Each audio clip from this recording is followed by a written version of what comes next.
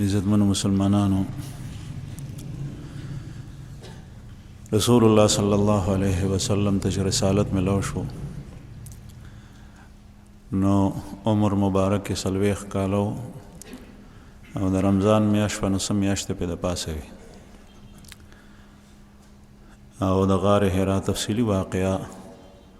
د جبرئیل علیہ السلام دراتلو د وحی د نزول او د قران کریم لومړنی آیات چې نازل شول دا غي واقع په تفصیل سره تاسو ته بیان شي و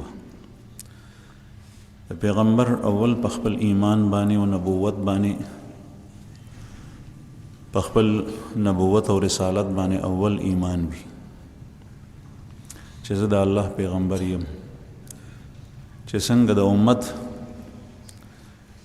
د مؤمن جوړېدو لپاره د الله جل جلاله په وحدانیت او د پیغمبر په نبوت باندې ایمان ضروری دی دغه سي د پیغمبر په خپل هم په خپل نبوت او رسالت باندې ایمان ضروری دی محمد رسول الله صلی الله علیه وسلم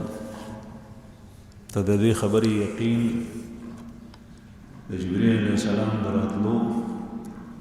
او غار حرا کې د وحی دراتلو د نزول سره وشو بعض روایتو کې راځي چې رسول الله صلی الله علیه وسلم جبرئیل علیہ السلام به یو تخ او مسند باندې کېنو چې هغه موسع او د جواهر او وته یو اول چې د الله رسول او دا غینه پس دا اقرا بسم ربک الذی خلق الانسان من علق تر اخر پورې یو څو آیتونه دا نازل شوي رسول الله صلی الله علیه وسلم چې کور ته راغلو د مقبره باغی باندې ساړه راغله وساړه حدیث مبارک کې راځي چې د رسول الله صلی الله علیه وسلم سینه مبارک او د ولی رپیدل دا غي دوه وجې یو د جبرئیل امین ناصاف راتل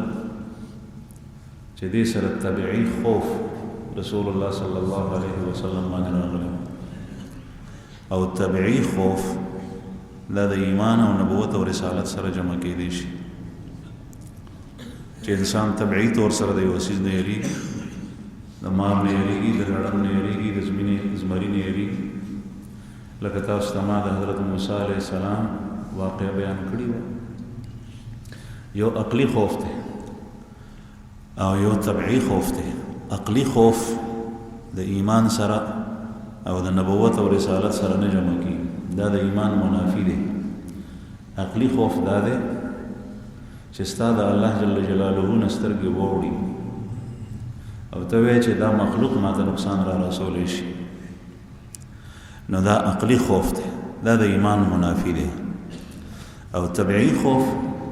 چې ناڅاپه یو څه لیدو سره وحشتناک شی دی زهريله شی دی داغه په لیدو سره په انسان باندې خوف طاری شي نو دا کېدی شي دویم د حضرت جبرئیل علیہ السلام نبی کریم صلی الله علیه وسلم ځان سره راجختول او سینې ته زور ورکول نو دې سره هم هغه ته تکلیف رسیدل او شدت سره او تاسو ته مخکې دا خبره ما عرض کړې و چې دا د حضرت جبرئیل علیہ السلام چې ملکوتی صفات وی باغې کې فرښتې دي هغه فیض یې د محمد رسول الله سینې ته منتقلول چې باغې سره د وحی د رښتو د اخص صلاحیت باغې کې پیدا شي نو دې وو کیفیت سره نبی کریم صلی الله علیه وسلم باندې داسې لرزغه لتاری او کور درالو خپل بیبي حضرت خدیجه رضی الله عنها ته وی فرمایل زملونی په ما باندې کمبل واچوي کمبل را باندې واچوي ام المؤمنین حضرت خدیجه رضی الله عنها ډېر مهربانه بیبي و او ډېر زیرک رسول الله صلی الله علیه وسلم باندې کمبل واچو کله د انسان کیفیت داسي چې کله یعنی ډېر د سختۍ حالت وینو هغه وخت بیان نشي کولای نو په ابتدا کې رسول الله صلی الله علیه وسلم نخبل د دې کیفیت بیان او نتی ندی او خياري بي تفصیل معلوم کړی دی چې دا ولې دغه وخت کې نه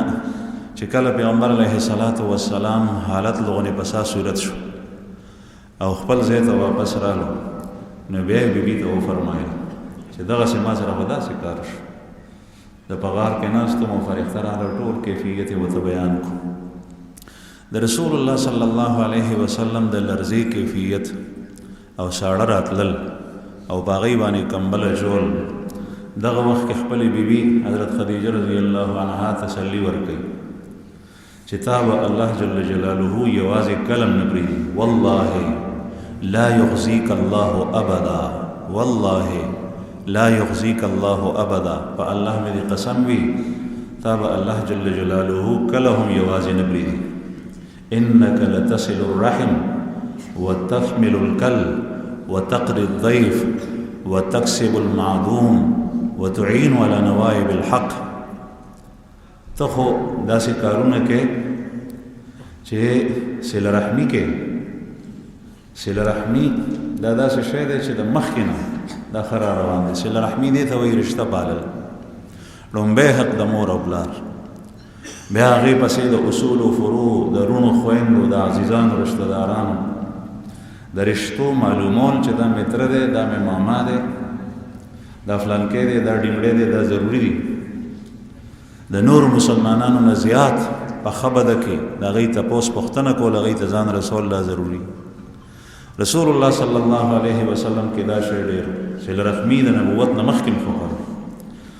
وتحمل الکل او ته خو بوج پورته کوې د خلکو سره دې نه ظاهري بوجونه مراد هغه بوجم مراد چې په چا باندې به څوک سیوا شول مثلا اولاد به ډېرو خوراک څښاک انتظام به نه کېدو نو رسول الله صلی الله علیه وسلم به هغه سره هغه بوج پورته کولو او وتقري الضیف ته خو د مېلمه مېلمستیا کې د مېلمه مېلمستیا کول دا ښه صفت وتکسب المعدوم چې کوم سړی فقیر وي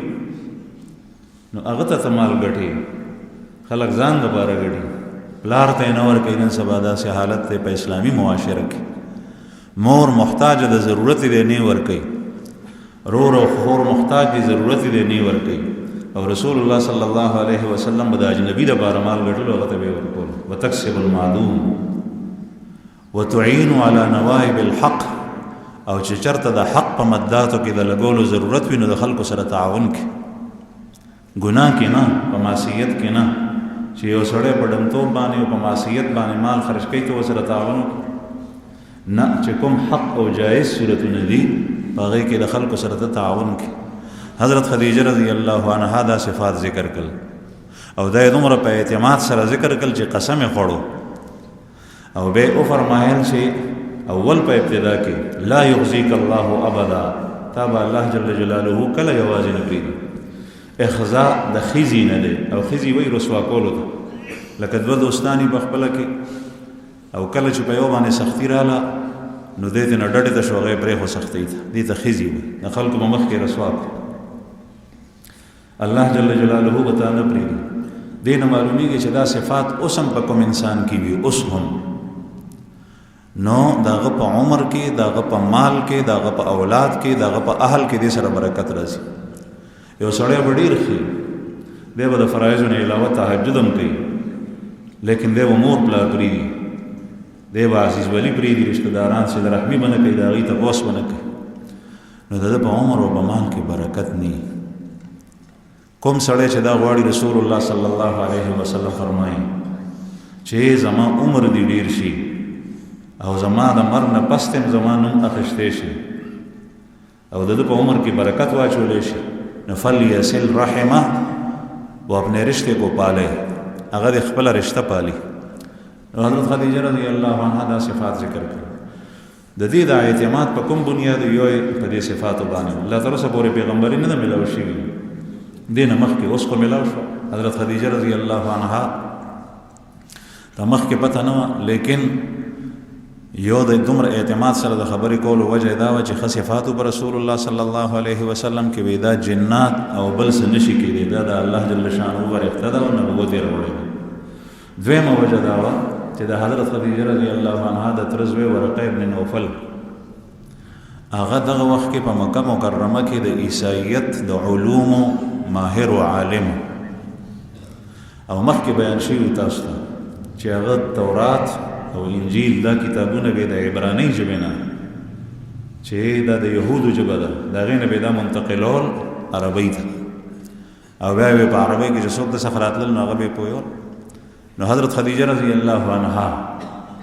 ته د هغې نه هم څه معلومات وو چې نبي آخر الزمان به راځي بیا په محمد رسول الله صلی الله علیه وسلم کې چې کله تجارت ته واستول نو د هغې ښکلي صفات یې ولیدلي صادق او امین او بیا هغه ناشنا واقعات چې په خپله په کوټه ولاړه او په بام او رسول الله صلی الله علیه وسلم باندې وریځ لیده چې کله واپس راتلو او د میسره غلام د هغې سره استول او میسره هغه ټول واقعات تفصیلي حضرت خدیجه رضی الله عنها ته بیان کړل چې داسې داسې کارونه کېدل نو د دې په زړه کې د مخکې نه دغه خیال چې دا د الله پیغمبر دی داسې موقع باندې چې انسان ته معمولی اشاره هم راورسېږي نو هغه وایي نو چې څنګه د محمد رسول الله صلی الله علیه وسلم یقین د حضرت خدیجه رضی الله عنها په باندې یقین پیدا شو چې دا د الله پیغمبر خو د دې خپلې خبرې د توثیق دپاره او د تایید دپاره دا خبرې ځکه کوم بعضې سیرت کتابونه به تاسو ولولئ په هغې کې الټه خبرې دي په هغې کې زمونږ په دې ملک کې لیکلی شوي په هغې کې به دا چې د نبي کریم صلی الله علیه وسلم په خپل نبوت باندې لا یقین نو رستو یقین پیدا شوی دا خطا ده د خپلې خبرې د تایید او توثیق دپاره حضرت خدیجه رضی الله عنها اول لاړه دې ورقه ابن نوفل ته ځکه چې په ټوله مکه کې دی عالم او بل څوک عالم دې نه معلومه شوه چې داسې ناشنا خبره کله پېښه شي نو لومبی د علماو سره تلل پکار دي په خپله باندې د دین یو مسئلې حل په خپل سوچ سره مکو د یو داسې کس چې هغه سره علم د هغې باره کینی د هغه په وینا سره مکو په خوب سره یې مکو په کشف سره یې مکو بعضې سړی خوب وویني په خوب کې ماته الله جل جلاله دا ووایي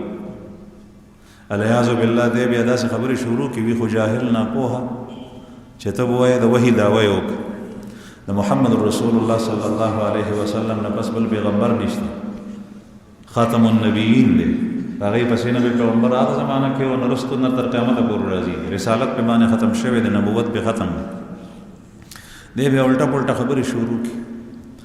بعضې خلک ځان نه وظایف شروع کړي نو ډومبی کې وظایف کوي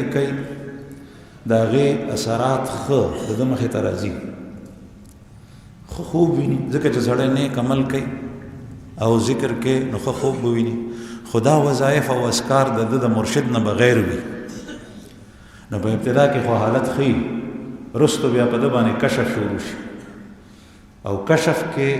تمیز کله کله ګران شي د کشف مثال داسې دی لکه د خوب په خوب کې ښه خوب هم شته او بد خوب هم شته شیطاني په کشف کې ښه کشف هم شته او بد هم شته هغه د شیطان د طرف نه نو دغه وخت کې بیا ردم ذهن ته چې کومه خبر راځي ذهن یې خلي ځکه چې مخکې زما مخې ته ښې خبرې راتلې نو دی وایي دا مې یقیني ده نو دی ګمراه شي ما سره داسې واقعات د ښځو د سړو راغلي دي ډېر پوښتنې ته راغلي یاد ساتئ دې نه ځان ساتئ چې کله در باندې نوی کیفیت خوب وویني په ویښه باندې څه وشي نو دا اهل علمو نه تپوس کوئ چې د خپلې زمانې ستا په خوا و شا کې هغه ښه عالم وي د خلکو د هغه په علم باندې اعتماد هغه نه تپوس قرآن کریم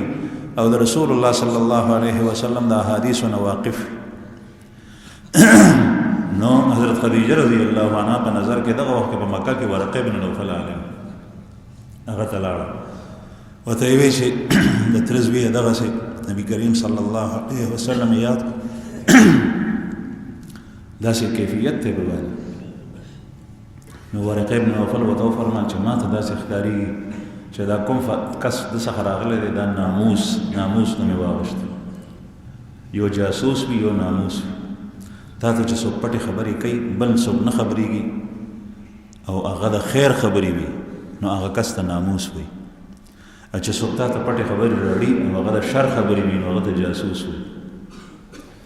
نو دا ناموس هغه دی چې کوم په عیسی علیه السلام به نازلېدو یعنی دا هغه فرښته ده چې په عیسی علیه السلام څخه راتله نو عیسی علیه السلام خو د الله پیغمبر ټولو ته پته وه تېر شوی ورقه بن نوفل ته د دې خبرې علم د کتاب نه خبر وې دا هغه ښکاري داسې ښکارېږي چې دا د الله پیغمبر دی. دا خبره یې ورته وکړه. حضرت خدیجه رضی الله عنها زړه نورم دغه شو، مطمئن شو، به نبی کریم صلی الله علیه وسلم راوست.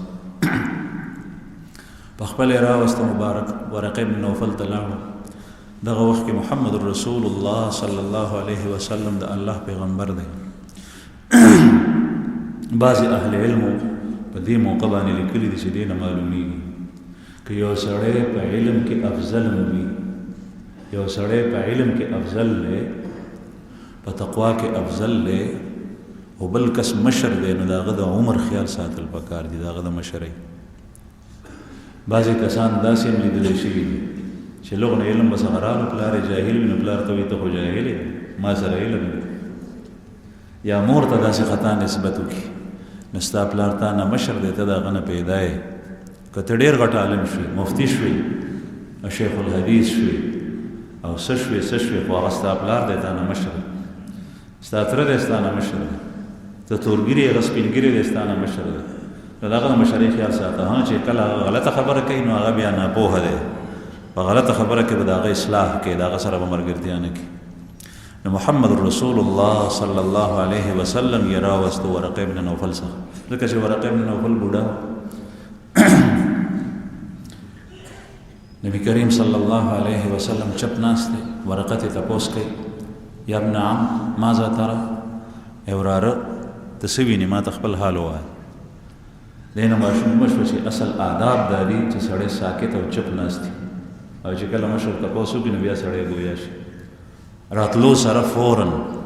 خبرې شروع کول چالاکي،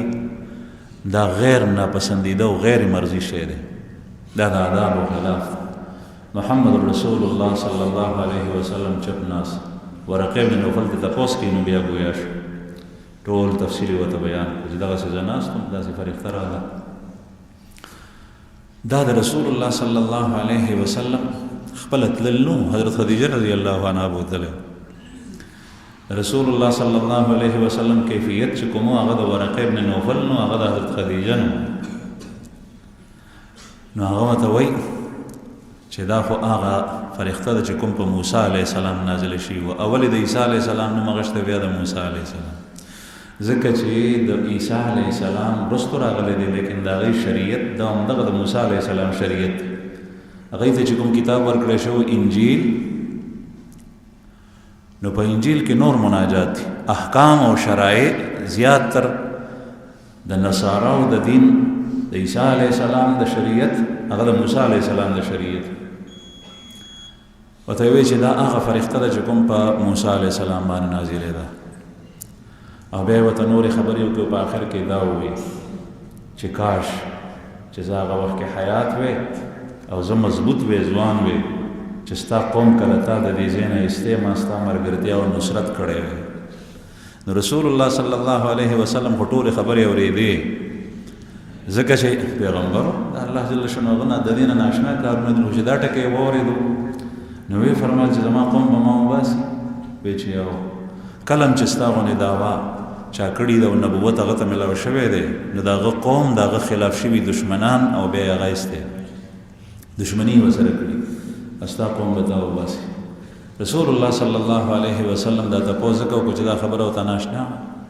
قوم ته زه د فایدې شی راوړم، قوم به ما څنګه وباسي؟ یو دویمه دا چې د انسان د خپل کور کلي او د قوم سره محبت وي. دینه معلومه شوه چې دا محبت دا د ایمان منافي شی نه دی، دا په تعصب کې نه راځي. ستا د خپل قوم سره محبت دی، دا د ایمان خلاف نه دی، تعصب کې نه راځي. ستا د خپل کلي علاقې سره او ځمکې او خاورې سره محبت دی، دا د ایمان منافي نه دی. ستا قوم په ناړامه باندې دي، په معصیت باندې ولاړ دي، د الله په نافرمانۍ باندې دي، او ته بیا هم د خپل قوم سره ولاړ یې، دا ګناه ده. دغه وخت کې به ملګرتیا نه کوي. ستا په خاوره باندې داسې اعمال کېږي چې دغه وخت کې ټول په کفر و شرک لګیا شو، ستا ایمان خرابوي، ته کمزوری، نو دغه وخت کې دا علاقه پرېږده. خپله علاقه ډېره خوږه ده، خو ایمان د هغې نه زیات خوږ دی، دین اسلام د هغې نه زیات خوږ دی، د الله جل شانه تعلق د هغې نه زیات مضبوط جوړول پکار دي.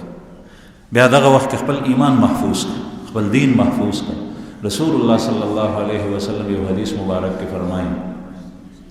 چې په ورځ د قیامت کې به هغه بهتر سړی د هغه زمانې ته اشاره وکړه چې کله فتنې راشي، لکه اوس نن سبا فتنې شروع شوي، نو چې کوم ځای کې سړی ایمان نشي بچ کولی د هغې مثال دی. فرمایي چې هغه سړی به خپل ځان بچ کولی شي، هغه به بهتر وي چې هغه سره یو څو څاروي ګډې بیزې او هغه د غرونو څوکو ته لاړ شي او داسې ځای ته لاړ شي مواقع القطر چې هلته باران وریږي یعنې شینکې وي او د اوبو انتظامي، بیا هلته لاړ شي هغه غره څوکې ته او دا څاروي ځان سره بوځي او هلته کې دیره شي، د آبادۍ نه وځي. دغه سړی به په ګټه کې وي، دی به خپل ایمان بچ کولی شي. نو دې کې کور کلي علاقې پرېښودو ته اشاره وکړه، ولې؟ ځکه چې ایمان فتنه کې دی، ایمان په خطره کې دی. عرض مې دا کوله زما عزتمنو چې رسول الله صلی الله علیه وسلم د هلته نه واپس راغله. پیغمبر علیه الصلاة والسلام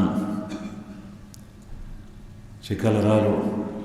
نو نبی کریم صلی الله علیه وسلم خو په خپل عمل شروع کړو، ډومبی چې په فرض شوی دی کوم حضرت خدیجه رضی الله عنها په ایمان راوړو، پته ورته ولګېده چې د الله پیغمبر دی. ډومبی چې کوم شی د دین اسلام فرض شو د ایمان راوړو نه پس او د نبوت د میلاوېدو نه پس هغه مونځ دی. نبی کریم صلی الله علیه وسلم په هغه ورځو شپو کې چې کله د دنیا نه تشریف وړي د مونځ په باره کې وصیت کوي. مونځ خیال کوئ، ځکه چې مونځ داسې عبادت دی چې اول تپوس به د مونځ کېږي. اسلامي معاشره پیژندې شي په اذان باندې،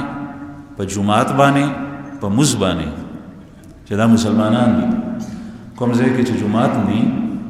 هلته د اذان آواز نه راځي، هلته مونځ نه کېږي،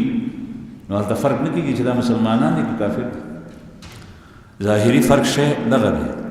ستا په خبرو اترو سره نن سبا په خبرو فرق نه کېږي. د مسلمان خبرې او د پیرنګي خبرې یو شان شوې، دی هم غله شوې، هغه هم غله شوې. لباس او پوشاک دا د تمیز شی نه دی، دا د قوم پسې ځي. امام بخاری رحمه الله په خپل کتاب کې نور حضرات محدثین په کتاب اللباس او ابواب اللباس کې احادیث راځي چې څنګه لباس ته اچې نو هغه سي اچوا، خو د دوه څیزونو خیال ساته، یو هغه چې حرام وي هغه ماچو، یو هغه چې د بل قوم سره چې کوم باطل قوم دی کافر دی د هغې سره مشابهت وي هغه ماچو. لکه یو سړی د هندوانو پټه وتړي یا د هغې په شان د سر ویښتو بوتکه پرېږدي نور سرکل کې،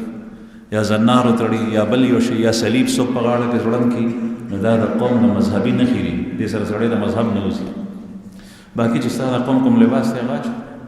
محمد رسول الله صلی الله علیه وسلم په زمانه کې به قمیص لاندې به ازار او څادر. زمونږ په دې علاقه باندې قمیص او پرتوګ دي، نو مونږ قمیص پرتوګ اچو، هغوی به دا اچو. خو رسول الله صلی الله علیه وسلم روایتونه ثابت دی چې پرتوګ یې خوښ کړی دی. حضرت ابو هريره رضی الله عنه فرمایي چې یو ځل مبارک بازار ته لاړو او د هلته نه د پرتوګ دپاره کپړه واغېسته، نو ځان سره یې راوړه. ما ورته وویل چې یا رسول الله ما ته یې راکوي، ویې نه، المرء حق بمتاعه او کما قال علیه الصلاة والسلام، سړی د خپل څیز یاد حقدار دی. نو هغه یې راوړو، تپوس مې وکړو چې دا څه دپاره؟ وی دا پرتوګ ځکه چې زما پرتوګ خوښ وي، لانه استر، ځکه چې هغې کې پرده ډېره ده. خو د قوم یو رواج وي، نو قوم پسې دا څیزونه ځي، نو دې څیز ته سپک مه ګورئ. کله کله زمونږ دا پښتانه اوتې بوتې شروع کړي. نو کوم لباس چې رسول الله صلی الله علیه وسلم اچولی، که د خپل قوم لباس اچوټي، البته د بل چا پېښې مه کو، بل خلکو پسې مه ځه چې کوم قول خصوصا هغه باطل وي، د هغوی لباس او پوشاک مه اختیار. رسول الله صلی الله علیه وسلم اول شی چې فرض شوی دی هغه مونځ دی. خو حضرات اهل علم وایي چې مونځ فرض نو، د مونځ حکم په ابتدا کې وشو او فرض شوي 5 مونځونه بیا د معراج په شپه کې دي. بعضې حضرات وایي چې مخکې فرض خو 2 ټیمه، سحر او ماښام، او بعضې وایي چې فرض نو، رسول الله صلی الله علیه وسلم ته د مونځ امر وشو. نبی کریم صلی الله علیه وسلم به اودس وکړو او بیا به یې مونځ کولو. حضرت خدیجه رضی الله عنها په باندې ایمان راوړ. دویم حضرت علی کرم الله وجهه به ایمان راوړ. حضرت علی رضی الله عنه د 10 کالو په عمر کې ایمان راوړی دی. هغه څنګه ایمان راوړی دی؟ نبی کریم صلی الله علیه وسلم سره به په کور کې داسې چې یو ځل په مکه کې قحط راغلی، خوراک څښاک څیزونه ختم شو.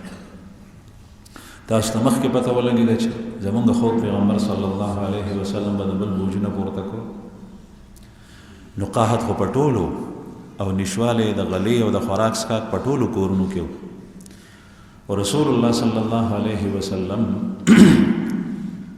خپل ماشومان مو بچی مو دغه وخت ما تاسو ته مخکې عرض کړو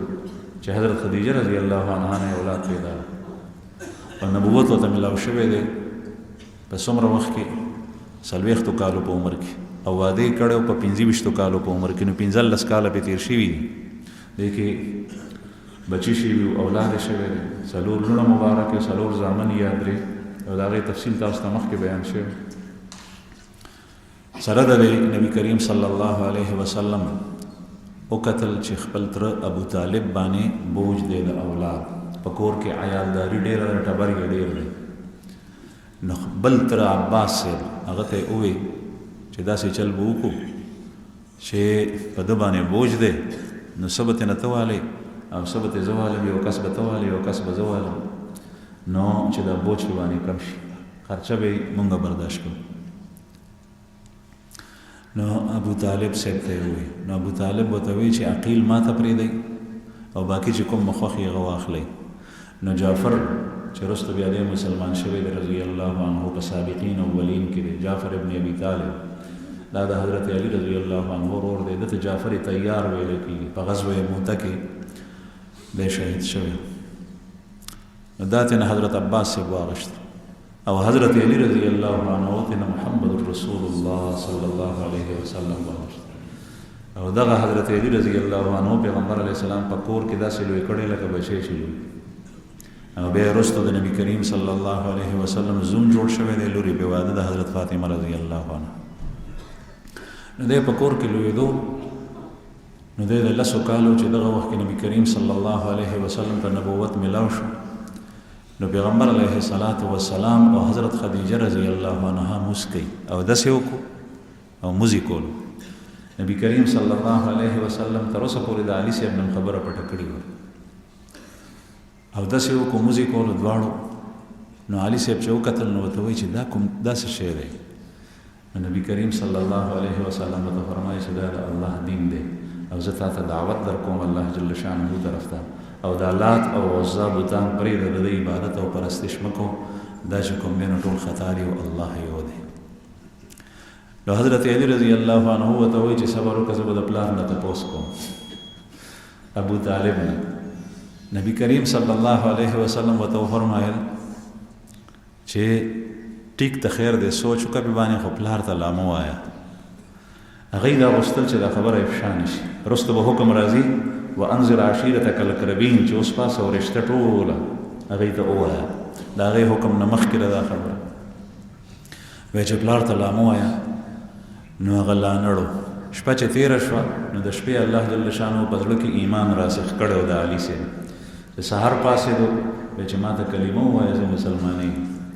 نو حضرت علی رضی الله عنه مسلمان شو د 10 کالو په عمر کې. په کور کې دریم کس د نبی کریم صلی الله علیه وسلم یو غلام دی، زید ابن حارثه. زید ابن حارثه د پیغمبر علیه الصلاة والسلام غلام. دا هغه کس دی، هغه صحابي دی خوش قسمته چې د نبی کریم صلی الله علیه وسلم په زوی نیولی و. لیپالک مو بولا بیٹا، په زوی نیولی، متبنا ورته په عربی کې وایي. او الله جل جلاله قرآن کریم کې د په باره کې احکام نازل کړي. په قرآن کریم کې د یو صحابي نوم نشته او د حضرت زید نوم شته.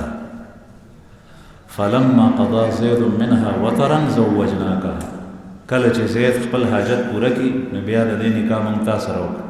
دا د حضرت زید بن حارثه رضی الله عنه بیبي چې د خاندان د نبوت نه و، اول د هغه په نکاح کې و، بیا د نبی کریم صلی الله علیه وسلم نکاح ته راغلي و. نکاح یې الله جل شانه په اسمانونو کې بره کړي چې موږ ته دا درک. دا هغه بیبي ده چې د دې نکاح بره په اسمان کې شوي الله پاک کړي. نو بهرحال زید ابن حارثه د رسول الله صلی الله علیه وسلم متبنا او غلام دا داسې و چې د اصل کې د یمن یمن کې پاتې کېدل او یمن د مکې مکرمې نه په جنوب کې ډېر ښکته دی. یو ځل دی د مور سره روان او مور یې تله خپل مور او پلار کره. دا ماشوم بچی ورسره دی ماشوم نو ډاکوان رالل. د جاهلیت زمانه بس چې کوم به زورور هغه په کمزوري راتلو مال جان په هر څه به یې حمله کړو. د مور د خوانو اوچت کړو هغه یې سره آسونه هغې باندې کېنولو ماشوم او ویې تښتو. مور یې چغې جوړې کړې کور ته لاړه خاوند ته یې په ده باندې د پلار نه زیات د ده تره ډېر زیات مهربانه او ډېر پې باندې مین چې تره ته یې پته ولګېده نو هغه وایي زه به د ټولې علاقې لټ بلټ کوم خو زه به دا خو راره راوباسم هر چېرته چې او مور ډېره زیاته بېچینه وه. دا چې ډاکوان وتښتولو نو رایې وستو مکې ته. په مکه کې مختلف بازارونه او منډایانې وي. په هغې کې په یو منډایي کې په بازار کې خرڅ کړو. د حضرت خدیجه رضی الله عنها د پاره د هغې یو عزیز دا غلام واغشتو. حضرت خدیجه رضی الله عنها پورته راغله. هغه یې وی چې دا زمونږ غلام دی. هغه یې په غلام خرڅ کړو. نبی کریم صلی الله علیه وسلم ته حضرت خدیجه رضی الله عنها بخشش ورکړو چې یا رسول الله ستاسو خدمت وکړئ. غلامانو زمانه پیغمبر علیه الصلاة والسلام به د دومره خیال ساتلو چې کله یې دا تره او پلار دی ورپسې ګرځېدل لټولوی نو په لټون لټون چا ورته ووایي چې دا خو دغسې مونږ یو ماشوم لیدلی دی او مکه کې خرڅ شوی دی کیدای شي چې دا هغه دی راغلی. بیا یې دلته تپوس کولو نو په تپوس د نبي کریم صلی الله علیه وسلم خواته راورسېده. نو پیغمبر علیه الصلاة والسلام ته چې رالل نو دا پلار یې دا تره یې وایي چې صاحب دغسې ماشوم دی تاسو څخه راغلی دی او وایي چې او نو بیا ورته ووایي چې ته څومره څه غواړې هغه موږ تا ته درکوو تا به په پیسې ورکړي خو موږ ته دا ماشوم راکړه تا به موږ سره ډېر احسان. نبي کریم صلی الله علیه وسلم خو مهربانه هغه ته فرمایي چې زه دا ماشوم اسې در کوم خو دې زه راولم ده نه به تپوس کوم که دې تاسو سره تلل غواړي بیا به یې در کوم او که دې تاسو سره نه ځي نو زه یې سره په زور ناست یم. حضرت زید ابن حارثه یې راوست. د پلار نوم یې حارثه و. دی یې راوست نو دوی دا دواړه داسې ولاړ دي. نو ورور او تره سره پلار او تره سره میلاو شو. ورته وایي چې بچی دا پېژنې مې وایي دا یو مې پلار دی دا بل مې تره دی. نو ورته وایي چې دوی تا پسې راغلي دي. نو پلار ورته هم خبره وکړه چې راځه موږ سره. نو دی ورته وایي چې نه ما محمد نبي کریم صلی الله علیه وسلم یاد کړو چې ما هغې سره کوم خواږه لیدلي دي داسې ما بل ځای کې نه دي لیدلي د تاسو سره نه ځم. رسول الله صلی الله علیه وسلم وفرمایل چې دغه ستاسو بچی دی. هغه یې باندې سترګې سرې کړې پلار چې فلان کې ډنګړي ته موږ سره نه ځي پردي ځای کې پاتې کېږي. ورته یې وایي چې نه دلته کوم رحم کوم شفقت او کومه مهرباني ما لیدلي دی نو هغه ما په کور کې د مور په خوب غېږه کې نه دی لیدلي. نو دغه زید ابن حارثه رضی الله عنه د رسول الله صلی الله علیه وسلم په کور کې آزاد کړی و او د پې باندې ایمان راوړ مسلمان شو. 3 کسان مسلمانان شو. رسول الله صلی الله علیه وسلم په مکه کې څه دوستانو واقفو متعلقین په هغې کې یو ابوبکر صدیق رضی الله عنه دی. ابوبکر صدیق رضی الله عنه سره میلاو شو نو دعوت یې ورته ورکړو چې دغسې ما ته الله جل شانه رسالت او نبوت را کړی دی او الله یو دی او لات او عزا پرېږدي په الله باندې ایمان راوړه. فوراً ورته وایي چې بلکل ایمان راوړم کلمه راته وایه اشهد ان لا اله الا الله و اشهد ان محمد رسول الله کلمه ورته وایي مسلمان شو. خوب پیغمبر صلی الله علیه وسلم فرمایي په آخري ایامو کې چې ما باندې چا کوم احسان کړی دی نو ما د هغې بدل کوس کړی دی. ما باندې چا کوم احسان کړی ما د هغې بدل کوس کړی دی لیکن زه د ابوبکر بدل ما نه دی کوس کړی. یو دا فرمایي. دویم دا چې ما چاته ایمان وړاندې کړی دی چې اسلام قبول کا نو هغه څه نه څه پس و پیش کړي دي. چا وی سوچ وکوم چا وی مشوره وکوم کور سره به خبره کوم دلایل یې رانه غوښتي دي خو ابوبکر ته چې څنګه ما ایمان وړاندې کو دعوت مې ورکړو نو د فوراً ایمان راوړی دی قبول کړی دی بغیر د څه دلیل غوښتون. او دا ابوبکر صدیق رضی الله عنه ډېر هوښیار او زیرک سړی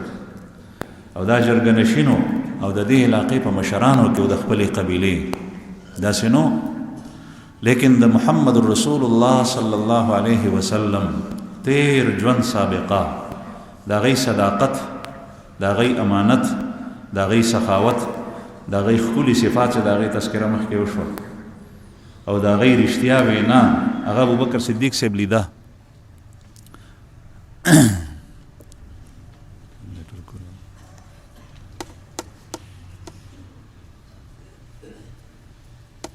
جنریټر کولاو کی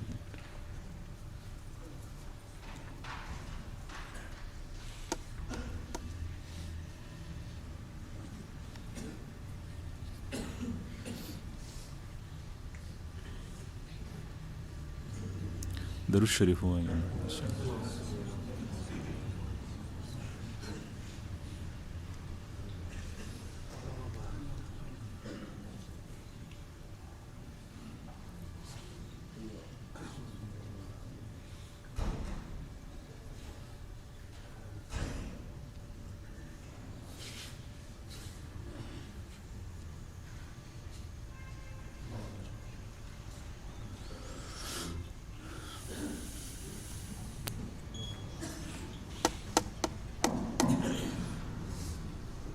حضرت ابوبکر صدیق رضی اللہ عنہ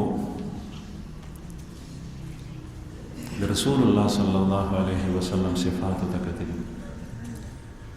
وحی وسره تیر کړ چې دا سړی دروغجن نشي کېدی.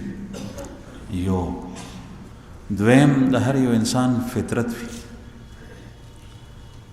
اوسپنه مقناطیس راکاږي ځان ته او لرګی نه راکاږي. د ابوبکر صدیق رضی الله عنه فطرت ابتدانا الله جل جلاله داسې جوړ کړی چې ښې خبرې ځان ته راښکلي. د جاهلیت په زمانه کې شراب نه دي څکلي، ډېر کسان داسې چې هغوی یو شراب د مکې مکرمې د خلکو، د مدینې منورې، د حجاز د خلکو داسې څښاک و، داسې لکه څنګه چې زمونږ په علاقه باندې اوبه څکلی کېږي داسې به څکل. ماشوم چې پیدا شو نو فوراً به د هغه ته چې به ګوټي ورکول نو په هغې کې به شراب ورکول. چې د چا تربیت په دې سره کېږي هغه د دې نه ځان بچ کړي. دا ولې فطرت کې دا پراته و چې دا کارونه ټیک نه دي. نو چې څنګه نبي کریم صلی الله علیه وسلم ورته ایمان وړاندې کړي، ایمان یې راوړ. نو په بارانو سړو کې ابوبکر صدیق رضی الله عنه ړومبی انسان دی. امام ابو حنیفه رحمه الله فرمایي چې اول من آمن فی احرار الرجال، ړومبی چې په سړو کې آزادو خلکو کې ایمان چا راوړی دی نو هغه ابوبکر صدیق دی. او چې په هلکانو کې چا ایمان راوړی دی نو هغه حضرت علی رضی الله عنه دی. او چې په غلامانو کې چا اول ایمان راوړی دی نو زید ابن حارثه دی. او چې په زنانو کې چا ایمان راوړی دی نو حضرت خدیجه رضی الله عنها ده. دا زید ابن حارثه واقع تاسو واورېده، نن سبا تاسو سوچ وکئ چې زمونږ په دې اسلامي معاشره کې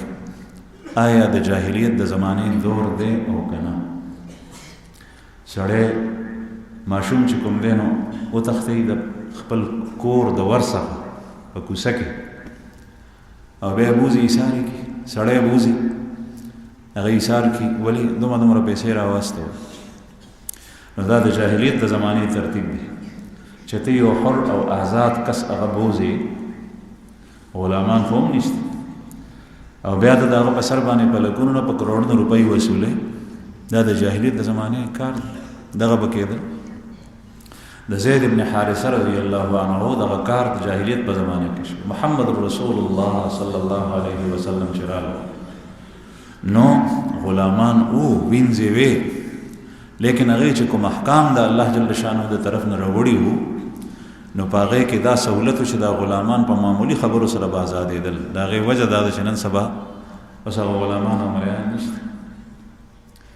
نبی کریم صلی الله علیه وسلم یو څو څیزونه ذکر کوي چې د جدهن جد و هزلهن جد، د هغې ټوکې هم حقیقت دی او د هغې حقیقت خو خود حقیقت دی. حقیقت هم حقیقت دی، ټوکې هم حقیقت دی. په هغې کې یو څه شی دی؟ الطلاق، یو طلاق دی، والعتاق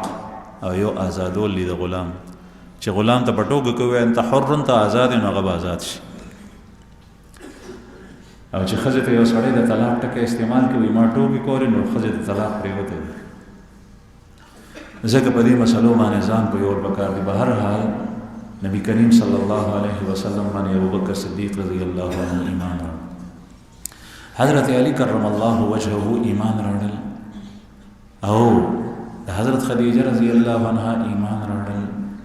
او د حضرت زید ابن حارثه رضی الله عنه ایمان راوړل. په مقابله کې د صدیق اکبر ایمان راوړل او افضلیت ډیر زیات.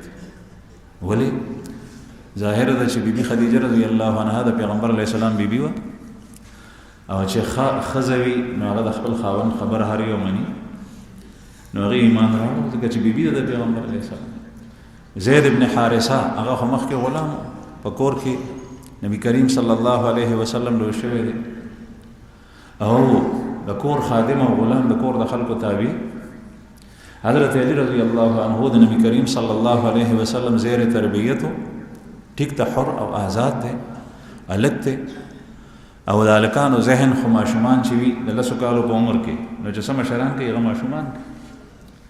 د ابوبکر صدیق رضی الله عنه ایمان ځکه اول یادېږي د دې وجه دا ده